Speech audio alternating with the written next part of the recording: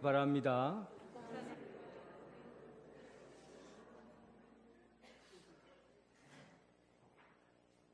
저는 매일 아침마다 거울을 봅니다. 여러분들 거울 안 봅니까? 매일 아침마다 거울을 보는데 거울을 볼 때마다 내 겉에 있는 얼굴에 뭐가 묻었나, 옷이 괜찮나 이런 것을 이제 보려고 사실은 거울 보는데 좀 오랫동안 보고 있으면 거울 속에 들어있는 내 마음이 보이더라고요. 그 거울을 보고 있으면 내가 오늘 왜 이렇게 마음이 좀 쓸쓸하지? 또는 오늘은 기분이 좀 상쾌하지? 또 아니면은 내가 왜 오늘은 내가 이렇게 못나 보일까? 또 무기력해 보일까? 짜증나 보일까? 뭐 이런 마음들이 거울을 들여다보면 이렇게 보이더라고요. 그래서 저는 나만 그렇게 생각하는 줄 알았어요. 다른 사람이 이제 물어봤어요. 거울 보면서 어떤 생각이 드냐 하니까 대부분 다 자기 자신에 대해서 실망을 많이 한대요. 내가 왜 이렇게 늙었나? 또 내가 왜 이렇게 키가 작나? 내가 왜 이렇게 못났나? 이런 생각을 한다는 거예요. 그래서 거울 보면서 자기 마음에 드는 생각은 자꾸 실망감, 자신에 대해서 실망감이 이렇게 보여지니까 그런 마음이 자꾸 든대요. 그래서 또 거울을 보고 나서 생각을 바꾸어 보려고 만약에라는 말을 붙여보죠. 만약에 내가 금수저를 가지고 태어났으면 그러면 내가 이런 꼴로 지금 내가 살지 않을 텐데, 만약에 내가 대기업의 아들로 태어났다면, 대기업 회장의 아들로 태어났다면 내가 이 정도는 아닐 텐데, 만약에 내가 키가 좀 크게 태어났다면 사람들이 좀 무시하지 않을 텐데, 만약에 내 얼굴이 좀 더 잘생겼더라면 내가 지금 여기에서 설교를 하고 있지는 않을 텐데, 이건 아니에요. 그냥 한 말입니다.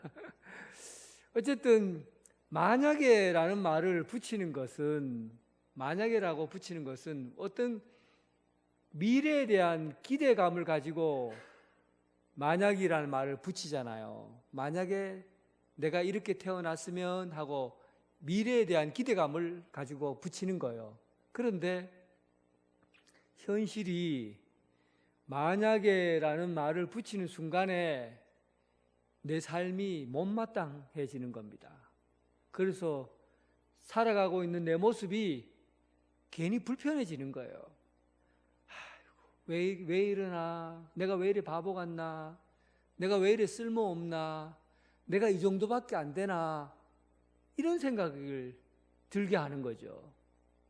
그래서 사람이, 그러니까 하나님의 사람으로 태어났고 또 하나님께서 우리를 만드셨던 그 목적을 다 잊어버리고 거울을 보면 볼수록 내 자신이 원망스럽기도 하고 불편하기도 하고 나이가 들어가면서 더욱더 내 얼굴 표정이 싫어지기도 하고 그럽니다.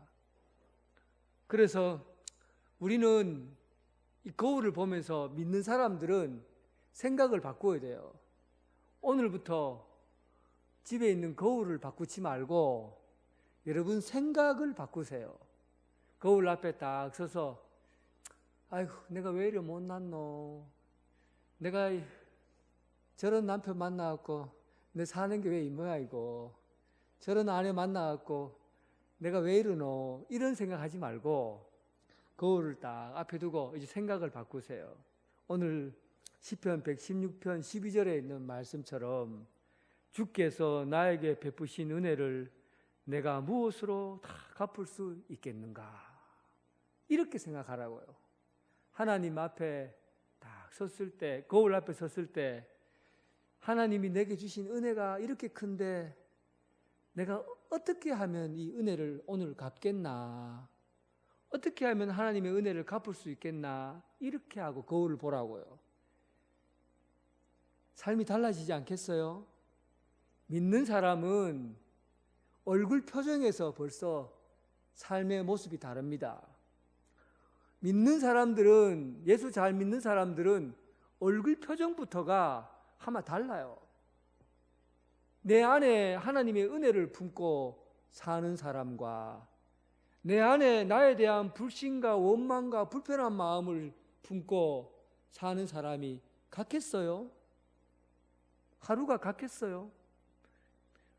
이제 제가 오늘 시편 116편, 12편 말씀과 빌립보서 말씀 두 가지를 가지고 말씀을 드리는데, 중심된 말씀은 시편 8편에 있는 말씀이에요.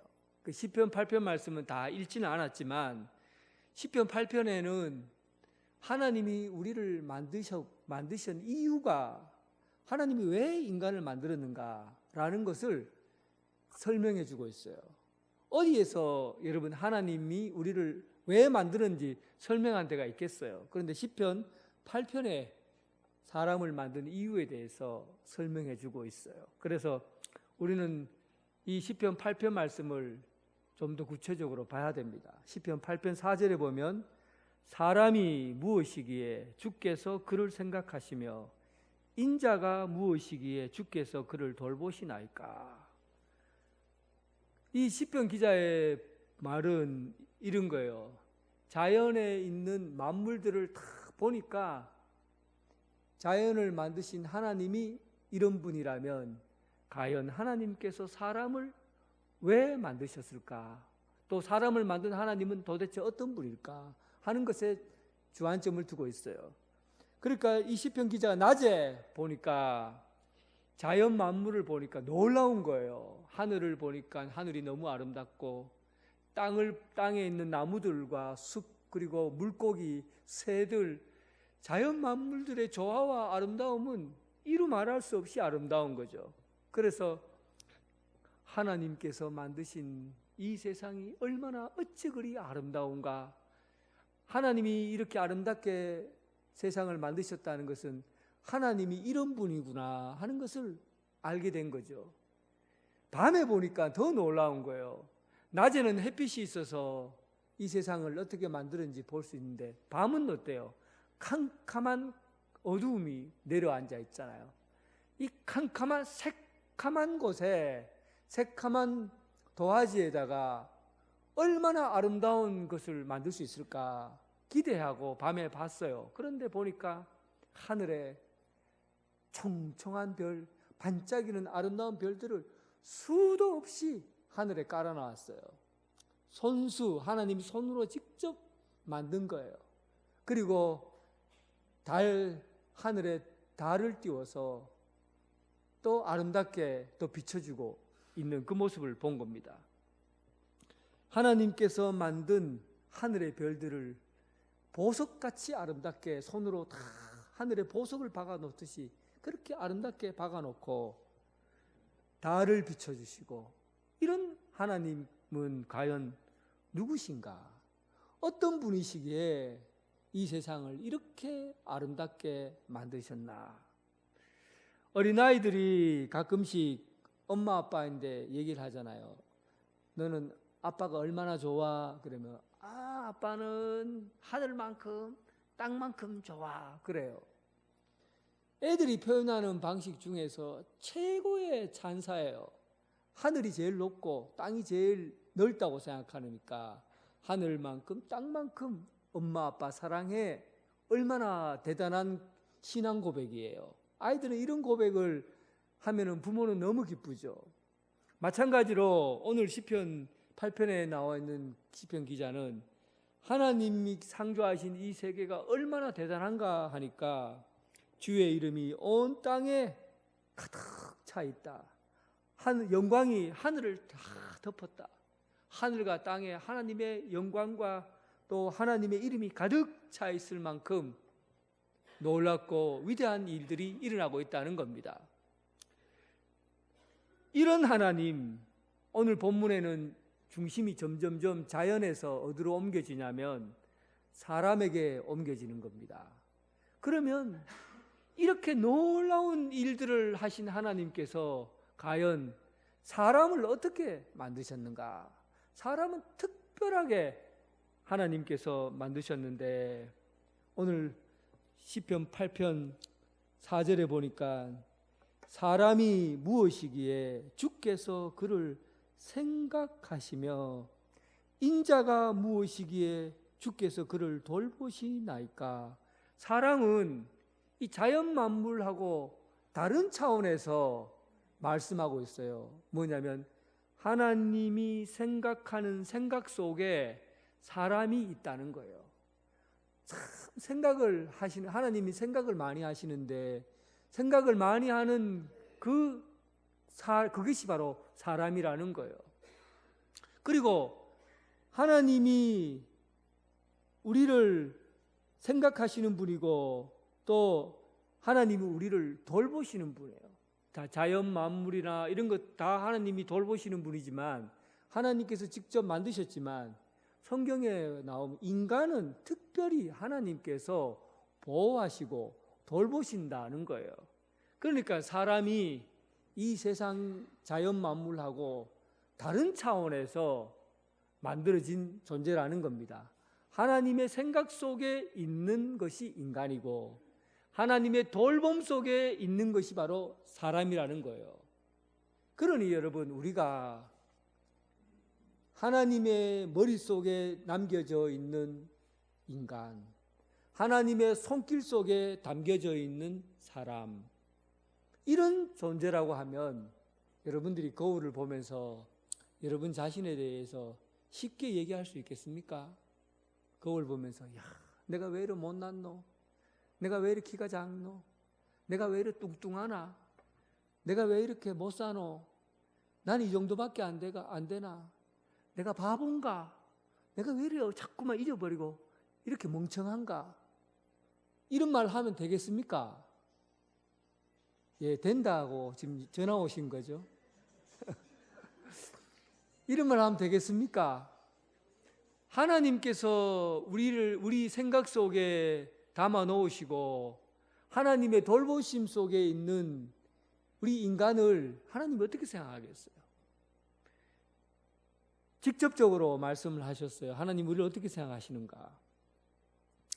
5절에 보니까 그를 하나님보다 조금 못하게 하시고 영화와 종기로 간을 씌우셨나이다. 하나님이 우리를 생각하는 것을 알려고 하면 인간이 어느 위치에 있는가를 보면 됩니다. 내비게이션을 처음 탁 켜면은 제일 먼저 내비게이션에서 뭘부터 잡느냐면 지금 운전자의 현 위치를 먼저 파악해요.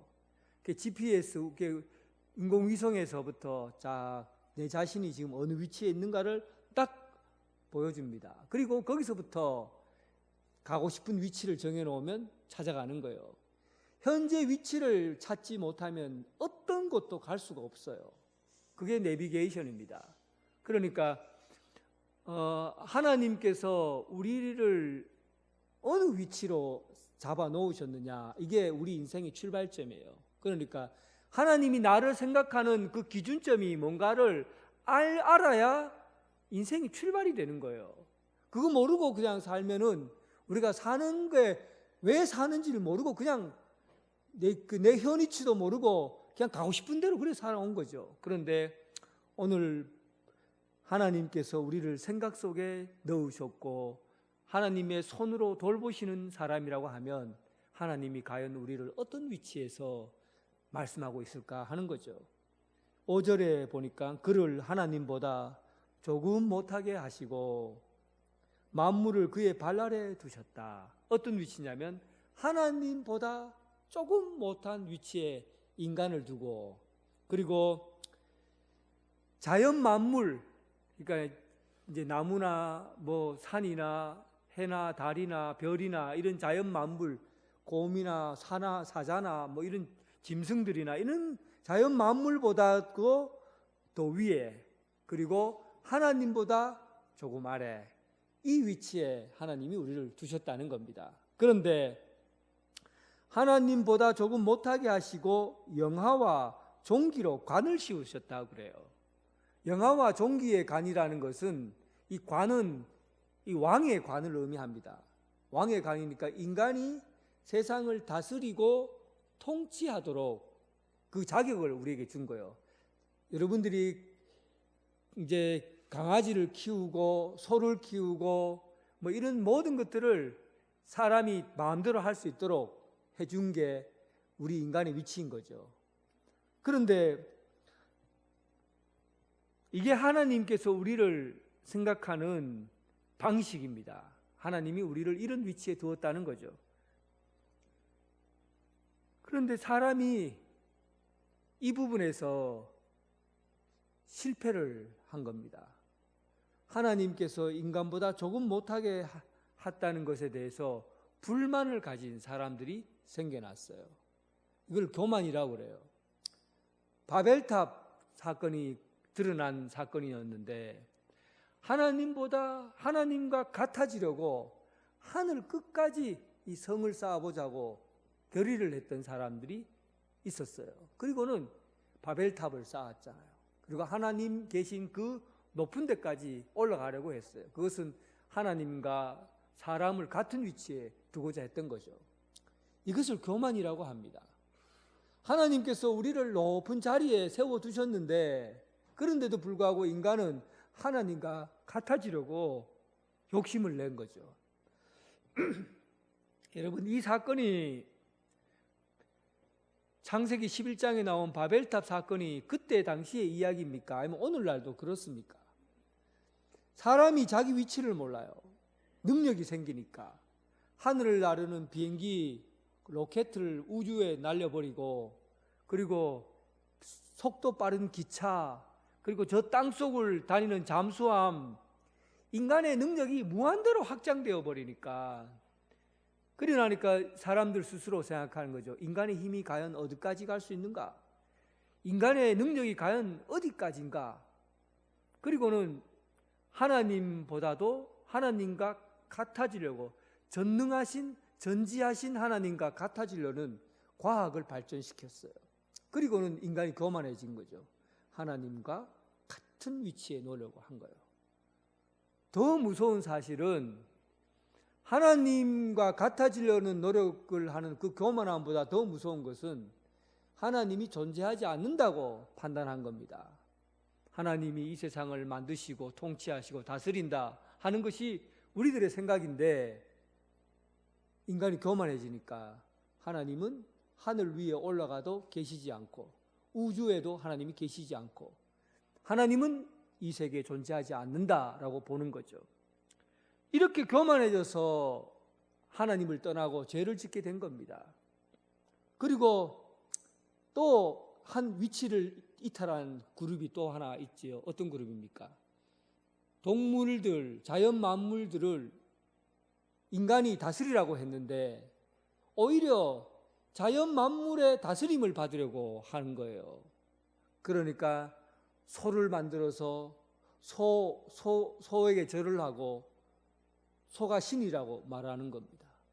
사자를 만들어서, 독수리를 만들어서 그 무서움과 그 힘센 것을 우리가 그들 따라가지 못하니까 거기에 절을 하고 신이라고, 곰신, 사자신, 뱀신, 고양이신, 원숭이신, 태양신, 달신, 별신, 이렇게 해서 세상에 있는 자연을 하나님께서 다스리라고 우리에게 준 자리를 오히려 짐승들에게 절하고 자연 만물들, 해와 달과 별들에게 절을 하는, 그렇게 섬기게 되는 거죠.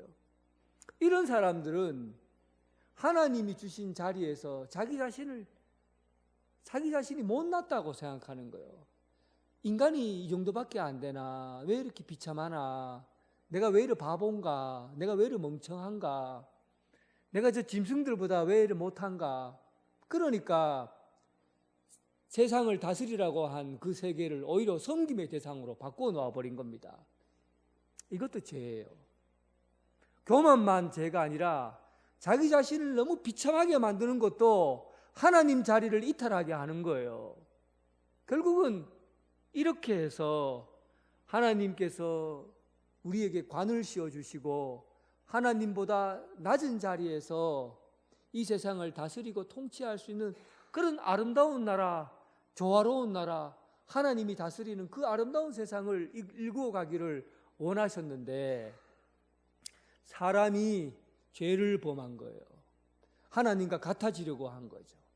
그리고 자신을 짐승보다 못하다고, 자연 만물보다 못하다고 보는 거예요. 그리고 통치를, 짐승의 세계에 자기를 통치권을 넘기는 겁니다. 이렇게 죄를 지으면서 하나님을 떠나게 돼요. 그리고는 은혜를 잃어버리고 감사를 잊어버린 삶을 살게 됩니다. 그러면 이제 우리가 다시 거울을 보면 어떻게 보이겠어요? 한 방면에서는 내가 왜 이렇게 잘났나 하고 교만해지고, 한 방면에서는 내가 왜 이렇게 못났나 하고 자기 자신을 너무나 낮추어버리고, 어떻게 하면 여러분들의 거울을 찾을 수가 있겠어요? 요한복음 서두에 만물은 그로 말미암아 하나님의 말씀으로 말미암아 곧 그리스도로 만들어졌다. 만물의 시작은 하나님 말씀으로, 하나님 말씀인 곧 예수께서 하나님의 말씀, 이 세상을 시작했다는 겁니다. 그러니까 이 얘기는 뭐냐 하면 하나님이 세상을 창조하실 때 지금에 있는 세상을 창조하셨어요. 그리고 이 세상이 죄 가운데 썩어지고 하나님을 떠나고 완전히 망해버린 이 세상 가운데 새로운 인간의 창조, 새로운 피조물로 다시 창조하는 일이 일어났는데 그 일이 예수님이 오심으로 이루어졌다는 겁니다. 예수님을 믿고 예수님을 통해서 새로운 피조물로 다시 태어나게 된다는 거예요. 그래서 우리가 예수님 안에서 새로운 창조물로 다시 서게 된 겁니다. 이때 우리가 거울을 다시 본다면 우리의 모습은 이제 다시 찾을 수 있는 거죠.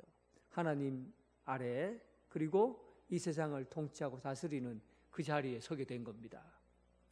이게 복음이에요. 이게 복음입니다. 사도 바울이 얼굴 표정이 변합니다. 사도 바울이 빌립보, 오늘 본문에는 빌립보 4장에 있는 말씀, 빌립보를 사도 바울이 로마에서 썼거든요. 로마에서 자기가 편안할 때 쓴 것이 아니라 로마의 감옥, 지하 감옥에서 편지를 쓴 게 빌립보서예요. 여러분, 감옥 어떨까요? 감옥이 좀 편안하겠습니까? 요즘은 감옥이 그래도 생활할 만한데 저 옛날 로마 시대, 지금부터 2000년 전에 로마의 감옥은 그냥 굴을 땅에 파서 바위가 굴이 있으면 그냥 들어가고 그 다음에 철장을 만들어 놓고 그 지하에다가 그렇게 이제 만들어 놨어요. 거기다 철장을 세워 놓고 거기에 사람을 가둬 놨다고요. 우중충하고 습기가 있고 막 그렇게 겨울에는 칼바람이 들어오고 춥고 막 이런 곳이에요. 그런데 여러분, 사람이 보통 감정이 환경에 따라서 굉장히 자주 변합니다. 환경과 처지가 사람의 감정을 많이 움직여요. 괜히 햇볕이 봄날처럼 따뜻하면 기분이 좋다. 그리고 바깥에 산책이나 가야 되겠다고 그렇게 막 나가잖아요. 근데 비가 막 내리면 어떻습니까? 비 오네 하고는 우울해져요. 사람이 좀 칙칙해지고 우울해지고 약한 생각이 들고 그렇죠. 단순히 비 오고 해만 떠도 사람의 마음이 요랬다 저랬다고 그래요. 감정이 요랬다 저랬다고 그래요. 그러니까 이 감정이 이게 이제 지하 감옥에서의 생활이 굉장히 막 기쁘고 이럴 수 없어요. 우리 인간의 감정이라는 딱딱한 감옥에 가득 갇혀 있으면 삶이 우울해질 수밖에 없습니다. 그런데 놀라운 거는 빌립보서의 내용이 빌립보서 1장부터 4장까지 기뻐하라, 기뻐하라, 내가 다시 말하오니 기뻐하라, 기뻐하라. 계속해서 기쁨을 본문에 기록하고 있어요. 사람이 편지를 쓰는데 기쁘지 않는데 기뻐하라, 기뻐하라 이런 편지를 쓸 수 있습니까? 사도 바울은 지금 너무 기쁜 거예요. 감사로 넘쳐나는 거예요. 마음이 기쁘니까 교회에 편지를 쓸 때 내가 기뻐하라, 내가 다시 말하오니 기뻐하라고 그렇게 편지를 쓴 겁니다. 사람들이 볼 때는 사도 바울이 감옥에 갇혀 있는데 어떻게 이런 기쁨의 편지를 쓸 수 있을까 놀랍지요. 그 전에 여러분 사도 바울 얼굴을 한번 여러분 기쁨이라는 게 내 속에서 만들어지는 게 아니에요. 내가 막 주문을 외우듯이 기뻐해야지, 기뻐해야지, 오늘은 기뻐할 거야 이렇게 해서 기뻐지는 게 아니에요. 기쁨은요, 외부에서 어떤 사건을 만날 때 내 속에 들어오는 거예요. 그렇지 않으면 기쁨이 없어요. 여러분 사진 찍을 때 자 웃습니다 하고 뭐라고 합니까? 자 김치 웃어요 하고 김치 하는데 안 웃겨요. 이상해. 얼굴이 내 막 웃으라고 하는데 김치 웃었습니까? 내가 기쁨이 여기 담겨져 있는 것 같아요. 이게 사람이 의식적으로 기뻐하는 게 굉장히 어려워요. 내가 만들어서 기쁘게 되는 게 이게 쉽지 않은 일이에요. 그래서 웃으라고 해서 웃는 거는 진짜 웃는 게 아니에요. 내 속에서 뭔가 일이 터졌을 때 그 사건을 보고 내가 기쁨이 있고 웃음이 있는 거죠. 성경 말씀 시편 126편 3절에 보면 여호와께서 우리를 위하여 큰 일을 행하셨으니 우리는 기쁘도다. 언제 이 이스라엘 백성이 막 웃음이 가득하고 기뻤는가 보니까 하나님께서 바벨론 포로에서 우리를 해방시켜 주신 날, 그 일을 우리가 보니까, 그 일을 우리가 맞이하니까 너무 기쁘다. 여호와께서 우리에게 큰 일을 행하셨으니 기쁘도다. 언제 여러분들에게 이 기쁨이 우리에게 남겨져 있습니까? 하나님께서 우리에게 행하신 큰 일을 경험한 사람은 이 속에 기쁨이 있는 거예요. 그러면 여러분들에게 제가 물어보겠습니다. 여러분, 하나님께서 여러분들에게 행하신 큰 일을 경험했습니까? 경험했습니까? 내가 죽을 수밖에 없는 죄인이에요. 죄를 지으면 다 죽어야 돼요. 여기 예외가 없어요. 그리고는 막 이제 죽음을 앞에 두고 있는데 누가 총살을 하려고 죽음 앞에 있는데 저 멀리서 말을 타고 달려옵니다. 복음이요, 기쁜 소식이요. 당신이 죄를 지어서 죽을 수밖에 없는데 왕의 명령으로 당신을 살려주기로 했어. 그때 그 죽음을 앞에 두고 총살을 당하는 그 시간에 내가 왕의 명령으로 살아났어요. 이 일이 큰일이에요. 이 일이 큰일이라고요. 이걸 여러분 똑같이 경험했잖아요. 예수님이 아니었으면 여러분 다 죽어요.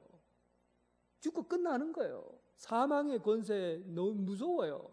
그런데 예수님의 복음, 예수 그리스도를 구주로 믿고 십자가를 믿고 받아들이는 사람은 죽음에서, 사망에서 생명으로 옮기는 그 영원한 구원의 복음 메시지가 여러분들 앞에 놓여진 거죠. 이 복음을 받아들이는 사람은 큰 기쁨의 선물을 얻고 구원의 그 영광스러운 자리에 앉게 되는 겁니다. 이 큰일을 여러분 경험하셨습니까? 그러면 여러분 얼굴 표정이 이래서야 되겠습니까? 기쁨이 이 속에 있는 사람의 얼굴 표정이 심각해서 되겠어요? 사람을 보면 심각해지면 이 기쁨이 있는 사람입니까? 유진 피터슨이라는 사람이, 유진 피터슨 목사님이 미국 교회 교인들 보고 한 얘기예요. 그리스도인들 중에 웃음이 인색하고 농담이라고 전혀 받아 넘길 줄 모르는 얼굴이 딱딱하게 굳은 사람이 있다. 이 사람이 장로교회 교인들이다. 미국 교회를 두고 한 얘기, 우리 교회 교인 얘기한 거 아니고, 장로교회가 전통과 규칙을 강조하지만 전통과 규칙을 너무 강조하다 보니까 기쁨이 없는 거예요. 하나님께 받은 기쁨을 다 소멸시키는 거예요. 그러니까 사람이 신앙생활이 딱딱하고 굳어져 있으니까 성도들끼리 만나도 기쁘지 않은 거예요. 얼굴이 굳어져 있는 거예요. 저 사람이 뭐 잘하나 못하나 지켜보는 것 같고 감독하는 것 같고, 그러니까 어떻게 얼굴이 편안할 수가 있어요. 사도 바울은요, 여러분 놀랍습니다. 사도 바울이 사도행전 9장 1절에 보면 사울의 얼굴의 표정이 나와 있어요. 바울이 교회를 핍박할 때 위협과 살기가 등등했다. 이게 예수 믿기 전에 바울의 표정이에요. 얼굴에 살기와 위협이 막 등등했다는 거예요. 사람을 어떻게 하면 잡아 죽일까, 이런 표정 있죠. 어떻게 해야 이런 표정이 나올까요? 무섭지요. 살기 있는 사람 있잖아요. 예수 믿기 전에 이랬어요. 그런데 예수 믿고 나서 감옥에 들어가도 찬송을 부르고, 또 감옥에서도 그 습기가 있고 축축하고 무서운 그 딱딱한 감옥에서도 기쁨의 편지를, 빌립보서 기쁨의 편지를 쓴 사람이 사도 바울이에요. 얼굴 표정이 완전히 바뀌었어요. 어떻게 바뀌었습니까? 복음입니다. 복음이에요.